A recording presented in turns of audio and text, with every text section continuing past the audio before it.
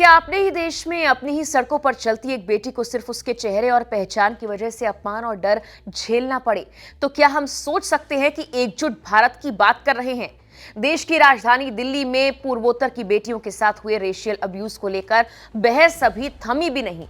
सवाल उठ रहे हैं, बयान आ रहे हैं, एफआईआर दर्ज हो रही है। लेकिन इसी बीच यूपी के गोरखपुर में एक और ऐसी ही घटना सामने आई जिसने ये सोचने पर मजबूर कर दिया कि क्या समस्या सिर्फ शहरों की है या फिर सोच की। गोरखपुर के all India institute of medical sciences यानी एम्स में कार्यरत नागालैंड की रहने वाली एक रेजिडेंट डॉक्टर, एक पढ़ी लिखी, अपने पेशे के प्रति समर्पित युवा महिला जो दूसरों का इलाज करती है, दर्द कम करती है। लेकिन 22 फरवरी की रात करीब 8 बजे वही डॉक्टर खुद डर और अपमान का सामना करने पर मजबूर हो गई। वो ओरियन मॉल से अपना काम निपटाकर अपनी दोस्त के साथ कैंपस लौट रही थी। एक सामान्य शाम, एक सामान्य रास्ता, लेकिन जैसे ही वो मॉल से बाहर निकली उसे कुछ असामान्य महसूस हुआ। उनके शब्दों में कहा जाए तो मैंने महसूस किया कि बाइक से 3 लोग मेरा पीछा कर रहे हैं। शुरुआत में मैंने इग्नोर किया, लगा शायद संयोग हो, लेकिन अचानक बाइक मेरे बिल्कुल बगल में आ गई। वो लोग सिर्फ मेरे पीछे ही नहीं चल रहे थे बल्कि रास्ते भर नस्लीय कमेंट्स कर गंदी बातें बोलते रहे। सोचिए, एक लड़की, अंधेरी सड़क और पीछे 3 युवक। हर सेकंड दिल की धड़कन तेज होती होगी, हर मोड़ पर यही डर कि अब क्या होगा। वो खौफनाक शाम शायद वो लड़की कभी भूल ना पाए। उस पीड़िता के मुताबिक उन लड़कों ने करीब 1.5 किलोमीटर तक उसका पीछा किया। रास्ते भर उसकी पहचान को लेकर भद्दी टिप्पणियां करते गए। उसके नॉर्थ ईस्ट होने से उसे ताने दिए गए। जब वो आर्मी कैंप के पास कॉलेज के गेट नंबर 2 के करीब पहुंची तो हालात और ज्यादा डरावने हो गए। उनमें से एक लड़का उसके पास आया, उसने उसे गलत तरीके से छुआ। वो कहती है कि उस लड़के ने अपने कपड़े उतारे। वो कहती है, मैं डर गई, मैंने मदद के लिए गुहार लगाना शुरू कर दिया। ये सिर्फ छेड़छाड़ नहीं थी, ये सिर्फ गाली नहीं थी, एक महिला को उसकी पहचान, उसके शरीर के आधार पर अपमानित करने की कोशिश थी। उसकी आवाज सुनकर कैंपस के लोग दौड़कर आए, भीड़ इकट्ठी हुई और आरोपी वहां से भाग निकले। लेकिन सवाल ये कि उस 1.5 किलोमीटर में उस डॉक्टर पर क्या क्या गुजरी होगी।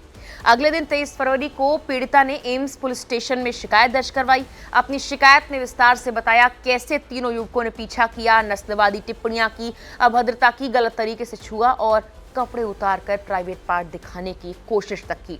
24 घंटे के अंदर तीनों आरोपियों को आखिरकार अरेस्ट कर लिया गया। लेकिन गिरफ्तारी से पहले जो कुछ हुआ वो सिर्फ एक केस फाइल का हिस्सा नहीं, वो एक महिला की आत्मा पर लगा घाव है। इस घटना से सदमे में आई पीड़िता ने north east federation of all India resident doctors से भी शिकायत की। संगठन के मुताबिक जैसे ही उन्हें मैसेज मिला, उन्होंने तुरंत गोरखपुर पुलिस को इसके बारे में सूचना दी। गिरफ्तारी के बाद जब तीनों आरोपी पुलिस स्टेशन लाए गए तो पीड़िता का गुस्सा फूट पड़ा। उसने पुलिस अधिकारी से सवाल किया, क्या मैं तीनों लड़कों को थप्पड़ मार सकती हूँ?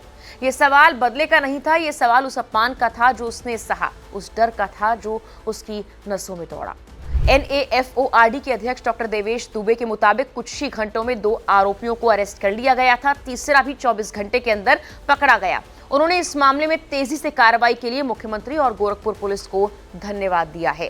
गोरखपुर के एसपी अभिनव त्यागी के मुताबिक 23 फरवरी को शिकायत मिलने के बाद BNS की धारा 74, 296A, 352 और 351C के तहत FIR दर्ज की गई। आरोपियों को पकड़ने के लिए 4 पुलिस टीमें बनाई गई, CCTV फुटेज खंगाले गए और 24 घंटे के अंदर तीनों को अरेस्ट कर लिया गया। पकड़े गए आरोपियों की पहचान सूरज गुप्ता, आदित्य राजपूत और अमृत विश्वकर्मा के रूप में हुई है, जिनकी उम्र 21 से 24 साल के बीच बताई गई। घटना में इस्तेमाल बाइक भी बरामद कर ली गई। पुलिस के मुताबिक पूछताछ में ये पता लगा कि सूरज फलों की दुकान चलाता है, अमृत एक जनरल मर्केंडाइज स्टोर चलाता है और आदित्य BA सेकेंड ईयर का स्टूडेंट है। लेकिन क्या पेशा या उम्र इस बात का बहाना बन सकती है? क्या ये सिर्फ युवा गलती थी या समाज में गहराई तक बैठी नस्लीय सोच का नतीजा? इस घटना पर कॉनराड सगमा ने सोशल मीडिया पर नाराजगी जाहिर की। उन्होंने कहा, नॉर्थ ईस्ट की महिलाओं के साथ नस्लीय भेदभाव और सेक्सुअल हैरेसमेंट को सिर्फ सुर्खियां बनाकर भूल नहीं जाना चाहिए। ये भी आपकी बहनें और बेटियां हैं। उन्होंने कहा, और सख्त कार्रवाई की मांग है। गौर करने वाली बात तो यह भी है कि गोरखपुर की इस घटना से ठीक एक दिन पहले दिल्ली के मालवीय नगर में भी नॉर्थ ईस्ट की 3 महिलाओं के साथ नस्लवादी टिप्पणी वाला मामला सामने आया था। उन्हें मोमो बेचने वाली और 500 में मसाज पार्लर में धंधा करने वाली जैसे अपमानजनक कमेंट्स किए गए थे। मामला एक फ्लैट में ड्रिलिंग के दौरान गिरे मलबे से शुरू हुआ था। अरुणाचल प्रदेश की 3 महिलाएं चौथी मंजिल पर रहती थी, उनमें से एक यूपीएससी की तैयारी भी कर रही थी। एयर कंडीशनर लगवाने के दौरान धूल नीचे गिर गई, जिससे नीचे रहने वाले पड़ोसी नाराज हो गए। शुरुआत में विवाद मलबे को लेकर था, लेकिन धीरे धीरे बहस नस्लीय और आपत्तिजनक टिप्पणियों में बदल गई। इतना ही नहीं, घटना के बाद बिल्डिंग के ब्रोकर ने महिलाओं से कहा कि उन्हें 2 महीने में फ्लैट खाली करना होगा। सोचिए, अगर मामला सिर्फ मलबा गिरने का था तो यहाँ नस्लीय भेदभाव क्यों आया? एक तरफ गोरखपुर और दूसरी तरफ दिल्ली, एक तरफ डॉक्टर, दूसरी ओर यूपीएससी की तैयारी करती छात्रा। सवाल सिर्फ कानून का नहीं, सवाल है क्या आज भी कुछ लोग नॉर्थ ईस्ट की महिलाओं को या वहां के लोगों को दूसरा मानते हैं? फिलहाल के लिए इस वीडियो में इतना ही।